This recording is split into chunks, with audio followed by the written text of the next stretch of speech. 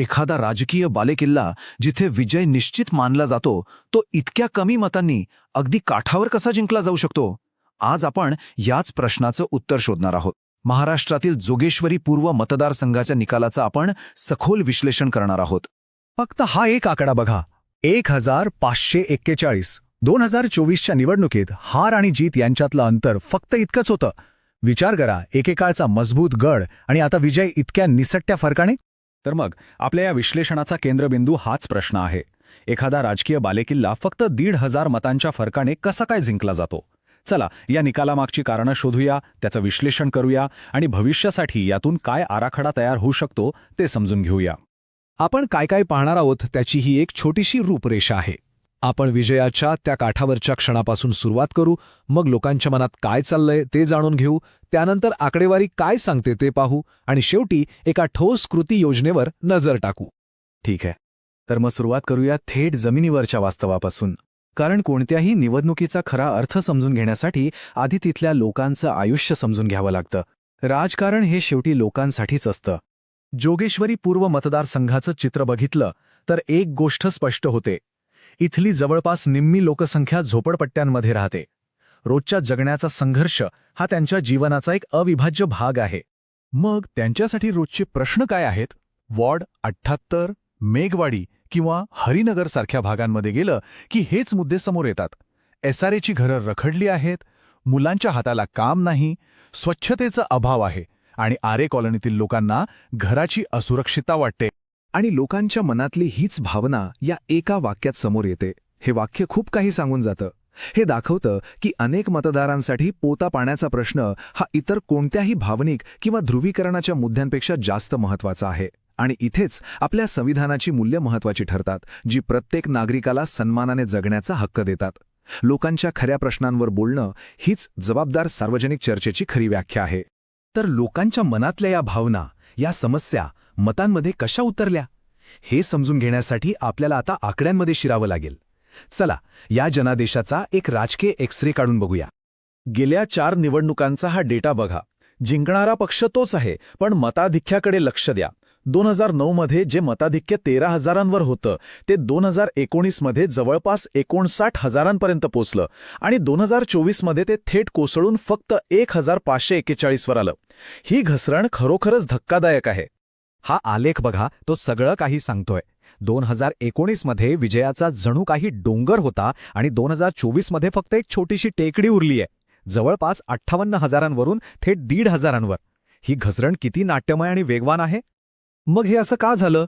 गेल्या 10 वर्षात 3 महत्वाचे टप्पे आले. 2014 मध्ये भाजपने सेनाविरोधी मतं विभागली. 2019 मध्ये शिवसेनेने मताधिक्याचा उच्चांक गाठला आणि मग आलं 2024, जेव्हा पक्षातच फूट पडल्यामुळे सगळी राजकीय समीकरणं बदलली आणि या अटीतटीच्या लढतीसाठी मैदान तयार झालं. तर मग आता पुढे काय? हा गमावलेला विश्वास परत कसा मिळवायचा? या निसटत्या जनादेशाला स्थिर कसं करायचं? या विश्लेषणातून एक चौकट समोर येते. एक 4-स्तरीय धोरणात्मक आराखडा, ज्याला आपण चतुर्मुख सिद्धांत म्हणू शकतो. नेतृत्वाची ही 4 रूपं किंवा 4 स्तंभ कोणते आहेत? पहिलं, लोकांचं कल्याण आणि विकास, म्हणजे नोकरी, घरं, स्वच्छता यासारख्या ठोस गोष्टी. दुसरं, सामाजिक सलोखा. तिसरं, तळागाळातील मजबूत संघटन. आणि चौथं, आघाडीचं प्रभावी नेतृत्व. हे 4ही एकत्र काम करतील तेव्हाच यश मिळतं. पण कोणतीही चांगली रणनीती फक्त कागदावर राहून चालत नाही. ती प्रत्यक्षात उतरवावी लागते. त्यासाठी शिस्तबद्ध अंमलबजावणी गरजेची असते. आणि म्हणूनच ही आहे एक तपशीलवार 90 दिवसांची कृती योजना. पहिले 30 दिवस पूर्णपणे जमिनीवर उतरण्याचे. उमेदवाराची वेळेवर घोषणा, लोकांचे प्रश्न घेऊन थेट तहसील गाठण्यासाठी शिबिरं आणि सोशल मीडियावर वातावरण तयार करणं, या सगळ्यामुळे सुरुवातीलाच एक गती मिळते. दुसऱ्या टप्प्यात ही गती आणखी वाढवायची. आता फक्त बोलणं नाही, तर काहीतरी करून दाखवायचं. धोरणांवर आधारित छोटे जाहीरनामे, तरुणांसाठी ट्रेनिंग कॅम्प, यातून लोकांना केवळ आश्वासनं नाहीत तर प्रत्यक्ष बदल दिसू लागतो. आणि शेवटचे 30 दिवस हे फक्त आणि फक्त मतदानाच्या दिवसासाठी असतात.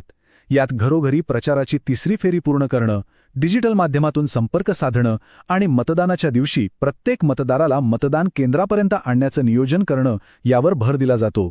निवडणूक झाली, निकाल लागला. पण खरं काम तर आता सुरू होतं. हा मिळालेला जनादेश वापरून लोकांचं आयुष्य अधिक चांगलं कसं बनवायचं हेच खरं ध्येय आहे. या संपूर्ण दृष्टिकोनालाच पॉलिटिकल इंजिनिअरिंग किंवा राजकीय अभियांत्रिकी म्हणतात. म्हणजे काय तर लोकांच्या समस्यांचा डेटा घ्यायचा, त्यावर आधारित अचूक धोरण बनवायचं आणि ते प्रत्यक्षात राबवून सुशासन द्यायचं. अर्थात हे करताना लोकांच्या माहितीची गोपनीयता आणि संमती याचं भान ठेवणं महत्त्वाचं आहे. जसं की भारताच्या DPDP कायद्यात नमूद केलं आहे. डेटाचा वापर हा नेहमी लोकांच्या भल्यासाठी आणि त्यांच्या परवानगीनेच व्हायला हवा. म्हणून लक्षात ठेवण्यासारखा सर्वात महत्त्वाचा मुद्दा हा आहे की निवडणूक जिंकणं हे अंतिम ध्येय नाही. ती तर फक्त एक सुरुवात आहे. डेटावर आधारित, जबाबदार आणि लोकाभिमुख प्रशासनाची सुरुवात. आणि शेवटी एक विचार, जर देशभरातील प्रत्येक मतदारसंघासाठी नेतृत्व आणि विकासाचा असाच पद्धतशीर डेटा आधारित आराखडा तयार केला गेला तर आपल्या लोकशाहीचं चित्र कसं बदलेल. जर तुम्हाला लोकाभिमुख नेते बनायचे असेल आणि तुमच्या मतदारसंघाचा विकास करायचा असेल तर blueprintstrategies.ai शी mgr@blueprintstrategies.ai वर संपर्क साधा किंवा 08042041602 या क्रमांकावर कॉल करा. राजकारणाच्या पलीकडचा उद्देश